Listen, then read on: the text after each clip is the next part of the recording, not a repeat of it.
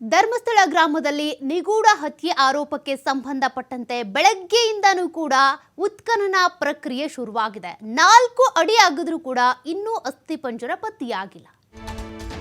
ಜೊತೆಗೆ ಮಳೆ ಕೂಡ ಅಡಚಣೆಯನ್ನ ಉಂಟು ಮಾಡ್ತಾ ಇದೆ.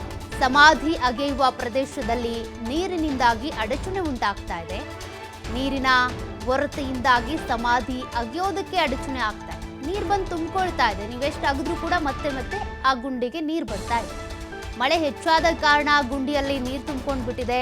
ನೇತ್ರಾವತಿ ನದಿ ಪಕ್ಕದಲ್ಲೇ ಸಮಾಧಿ ಇರುವ ಹಿನ್ನೆಲೆ, ಅಂದ್ರೆ ಆತ ಗುರುತಿಸಿರುವಂತ ಜಾಗಗಳಿರೋದು ಅಲ್ಲೇ ನದಿಯ ಪಕ್ಕದಲ್ಲಿ. ಸಮಾಧಿ ಇರುವ ಸ್ಥಳದಲ್ಲಿ ನೀರು ಬರ್ತಾನೆ ಇದೆ. ಹೀಗಾಗಿ ಅಡಚಣೆ ಉಂಟಾಗ್ತಾ ಇದೆ. 4 ಅಡಿ ಅಗ್ದಿದ್ದಾರೆ. ಹಾಗಿದ್ರೂ ಕೂಡ ಮತ್ತೆ ಮತ್ತೆ ನೀರಿನ ಕೊರತೆ ನದಿಯ ಪಕ್ಕದಲ್ಲೇ ಇರುವಂತಹ ಜಾಗಗಳು. ಹಾಗಾಗಿ ಒಂದಷ್ಟು ಅಡಚಣೆ ಉಂಟಾಗ್ತಾ ಇದೆ. ಎಸ್ಐಟಿ ತನಿಖೆ ಅಂತೂ ಸ್ಪೀಡ್ ಆಗಿ ನಡೆದಿದ್ದು. 2 ದಿನಗಳ ಕಾಲ ವಿಚಾರಣೆ, ತದನಂತರ ನಿನ್ನೆ ಸ್ಥಳ ಮಹಜರು, ಒಂದಷ್ಟು ಪ್ಲೇಸ್ಗಳನ್ನು ಅಲ್ಲಿ ಪಾಯಿಂಟ್ ಔಟ್ ಮಾಡಿದ್ದು ಆಯಿತು. ಚಿಕ್ಕದಾಗಿ ಒಟ್ಟು 13 ಜಾಗಗಳಲ್ಲಿ ಎಲ್ಲೋ ಬೋರ್ಡ್ಗಳನ್ನು ಹಾಕಿದ್ರು. ಇವತ್ತು ಉತ್ಖನನ ಪ್ರಕ್ರಿಯೆ ಶುರು ಆಗಿದೆ.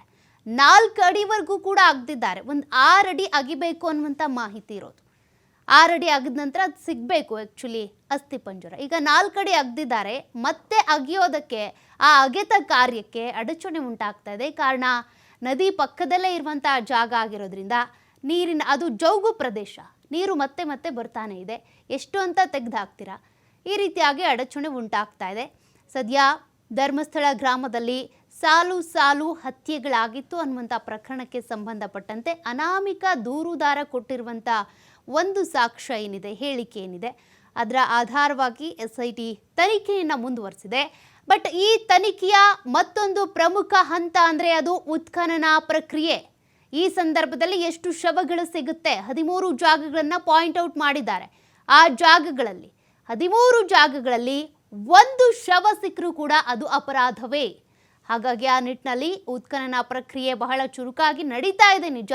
ಆದರೆ ಅದಕ್ಕೆ ಅಲ್ಲಿನ ನೀರಿನ ಹೊರೆತಾನಿದೆ. ನದಿಯ ಪಕ್ಕದಲ್ಲೇ ಈ ಪ್ರದೇಶಗಳಿರೋದ್ರಿಂದ ಮತ್ತೆ ಮತ್ತೆ ನೀರು ಬಂದು ಅಡಚಣೆ ಉಂಟಾಗ್ತಾ ಇದೆ.